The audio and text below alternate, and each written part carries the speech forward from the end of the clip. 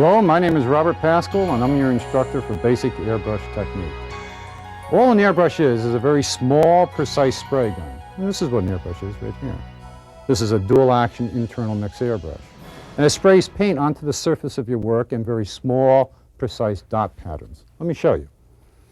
When you spray the paint through the airbrush and around a stencil, you automatically pick up the image that you're painting. It's real easy to do. There are several different types of airbrushes on the market today, and Badger makes a whole array of them. This one is an internal mix dual action airbrush. It's gravity fed. The paint goes into the top of the airbrush, into this little color cup. Internal mix means that the air and paint come together inside the tip. The air thoroughly atomizes the paint, and when it sprays it out onto the surface of your work, it does it in these very soft dots. Internal mix airbrushes are the ones that are used for most professional applications, illustration, automotive painting, wherever you want a soft, sensual look. This is a dual action airbrush. Dual action refers to the triggering. The trigger is this little button at the top.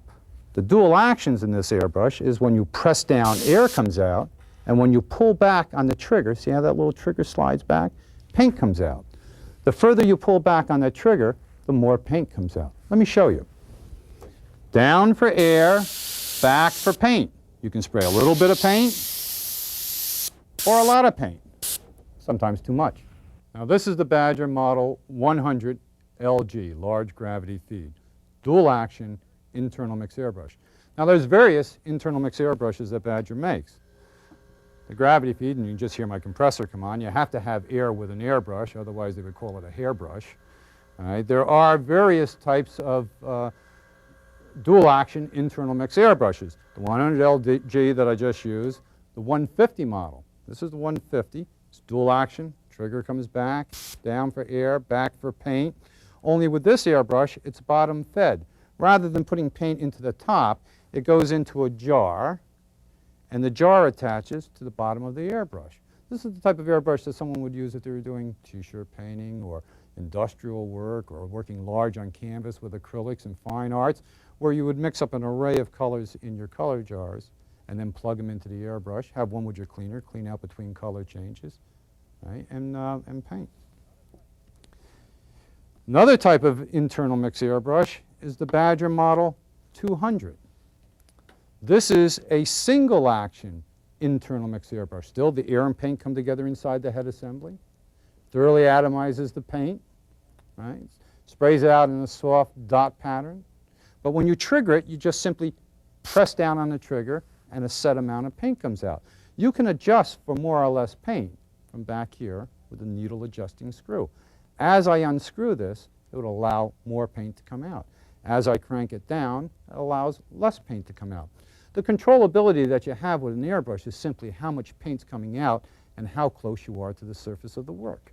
If you're real close to the surface of the work and you have very little paint coming out, you get a nice fine line.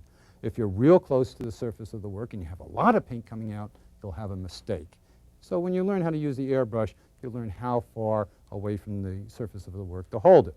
Let me show you how this sprays. You always sort of wrap the hose around your hand, press down on the trigger for air, and open up the needle chuck screw, the adjustment screw in the back, and spray your paint. If you want a lot of paint to come out, you can open up the back of the brush and spray a lot of paint. If you want a little bit of paint to come out, you can crank it down and do a real fine line. This is internal mix, single action. Air and paint come together inside the tip, thoroughly atomized, press down on the trigger, set amount of paint comes out. The next type of brush is the external mix airbrush. The external mix airbrush is a different type of brush than the internal. The air and paint mixes together rather than inside the head assembly, mixes together outside the tip. The air and paint come together out there. It is also a single action brush, so when you press down on the trigger, a set amount of paint comes out. And the paint is adjusted from up front here with the fluid tip. As I open up this tip, more paint will come out. As I crank this tip down, less paint come out. It's a 350 model, Badger 350. All right, let me show you how this works. I press down on the trigger and it sprays. As I open up the tip, more paint will come out until you have a lot of paint coming out. This brush is normally used for spraying high viscosity materials, spraying acrylics on canvas, doing background work, industrial work. It sprays materials of a larger thickness, of a heavier consistency, and is less expensive than the internal mix brushes. Now, a special brush that Badger manufactures is the Crescendo. This is a real neat brush. This was designed for artists and craftspersons and for t-shirt painters, someone who does a lot of airbrushing. It's a good sized brush. It is dual action and it is internal mix. Has some neat features to it, like the snap-off handle. You can snap off a handle. A lot of t-shirt painters would want to work where they can reach the handle or the needle of the airbrush, pull it out for quick cleaning, and this has a snap-off handle. Has a nice grip on the trigger. So for a person who's using the airbrush a lot, it has a good grip so you get a nice draw on the trigger. The head assemblies, they're hand tight, so you can unscrew them with your fingers without using a wrench, and easy to replace. All right? Dual action, internal mix, nice soft spray. You always get a softer spray with an internal mix airbrush than you do with an external mix airbrush. And it's real handy for the artist to use. So there you have an array of brushes: external mix airbrushes, internal mix airbrushes, dual action airbrushes, some that are gravity fed, others that are bottom fed. Right? You have to take the airbrushes, you have to hook them up to an air source, right? You load them with paint, and then you spray with them. And we'll be addressing that next.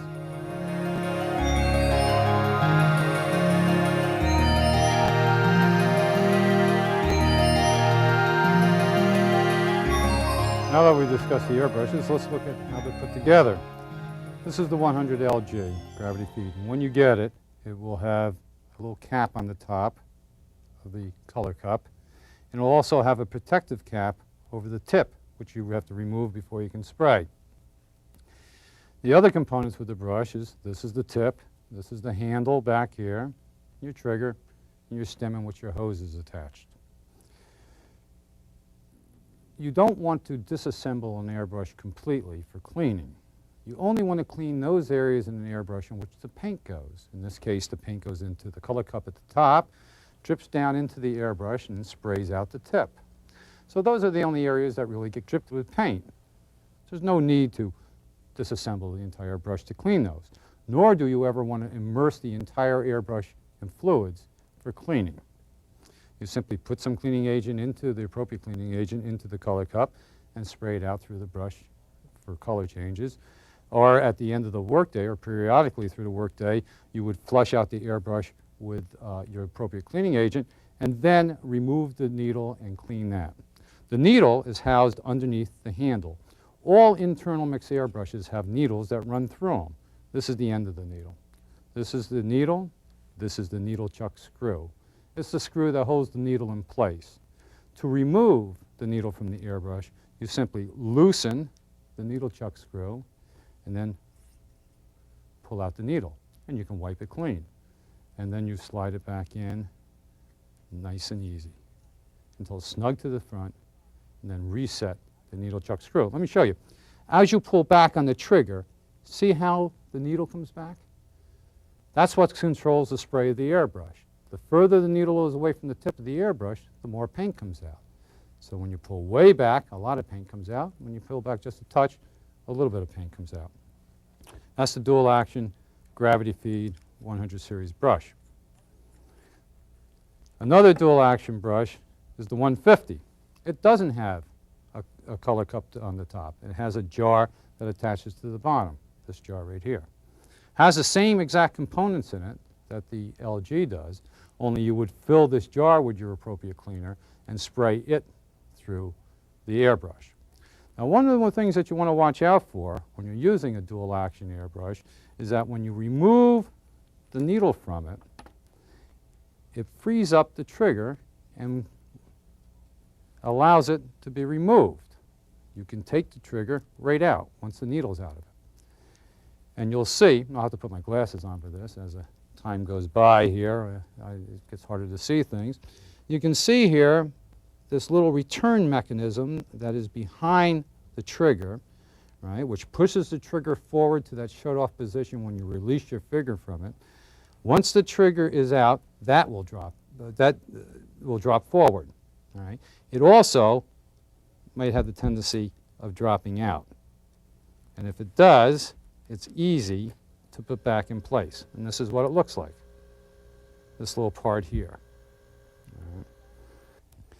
When you put the back lever in, you want to pull back on the spring mechanism in the back of the brush here. So you release the pressure. Then hold the little back lever, curve side forward, and drop it into that slot. Once you have it in the slot, you can lay it over to one side so it'll stay there. Then I can release the pressure of the spring, and the back lever stays right in place. That allows my hand free to put the trigger back in place, right over top of the little plunger. Put that in there. All right, and then release the mechanism, and it's all set to go. Now, to keep it in place, you have to replace the needle. We'll slide that right back in there. Make sure that the trigger's down properly so the needle slides through, nice and snug to the front, and then you would retighten the needle chuck screw. That way, when you pull back, it pulls back on the needle. Now, here's something to look out for. If you forget to tighten the needle chuck screw and you put the handle back on and you're wondering why the airbrush doesn't spray, it's because it's sliding over top of the needle and not pulling it away from the tip of the airbrush. So you want to make sure that's down nice and snug. And put back your handle. When the airbrush comes to you, the 150 model, it has a little screw in the front of the stanchion, in front of the trigger. That screw is normally screwed all the way back when you receive it, and that keeps the needle from riding against the front of the airbrush in shipping. If you were to start spraying right away with that screw back against your trigger, you would automatically get paint coming out of the airbrush. So what you want to do is you want to make sure that that's unscrewed before you start spraying, and that way, when you press down on the trigger, nothing comes out of the airbrush but air, and that's where you start. So in the maintenance of the airbrushes, you don't want to disassemble them too much. You don't want to immerse them in a fluid because you'll ruin the seals that are inside. You only want to clean them out where the paint goes, in the color cup, out the tip. Right? And you don't want to lend them to a friend because they'll never come back working. All right? Next, I'll discuss the materials that you use in the airbrush.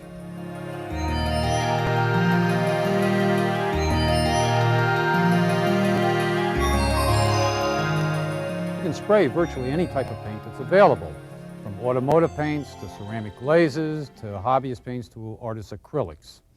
The problem with spraying the paints through the airbrush is that they have to be reduced down to the consistency of milk or below. So if you buy a paint and it's thick, you have to be able to thin it down to a flowable consistency. And that consistency has to be down near like milk or ink in that general area. Badger manufactures 3 types of paint that are already thinned down and ready to be sprayed. They're Aeropeg, they're Mottled Flex, and they're Airtex. Each one has a particular application. Let me talk about the Aeropegs first. The Aeropegs are a copolymer vinyl paint that's designed for artists and illustrators or decorative painters. It's pre-reduced, as I said. It's water-soluble, dries water-resistant, low in toxicity, easy to spray, intermixable, and an ideal paint for the painter, illustrator, and craftsperson. You just pour them into the top of the airbrush or into the jar and spray them. Real easy to work with. Another type of paint that they have is the Airtex. Airtex, very similar to the Aeropegs, but they're designed for textiles and for working on fabric. They spray easy, they're pre-reduced, all set to go. You just put them in the airbrush and work on your textiles. We're doing T-shirts and neckerchiefs or whatever it may be. They dry waterproof, but they need to be heat set for permanency. And it's very important that you heat set them properly. I would use an iron, set the iron on a cotton setting, and then iron over top of the garment. Make sure you don't iron directly on the paint. Put a piece of brown paper or something, or turn the textile over and iron the back of that so you heat set it, and that way you can wash it and the paint won't wash out. Really a neat paint to work with. The next one is the Model Flex. It's more of a hobbyist paint. Stick to just about any surface that you work on, but it is a very durable paint to work with, and it has hundreds of colors. It's just incredible how many colors this comes in. And it also comes in sets designed for the particular application. And this is the Model Flex rolling stock set. Badger makes a variety of sets for different applications, and you can work on virtually any surface. Remember, you can paint on metal, you can paint on wood, you can paint on plastics, and you also can paint on illustration board and paper. Badger makes an excellent paper for airbrush technique. It's called Bright White. It comes hot and cold press. It's 145-pound weight, has an extremely white surface, and it's very, very durable. It'll hold up to repeated masking of Frisket films and self-adhering stencils. So don't be afraid. You can paint on anything with an airbrush as long as the material you're spraying is compatible with the surface that you're working on.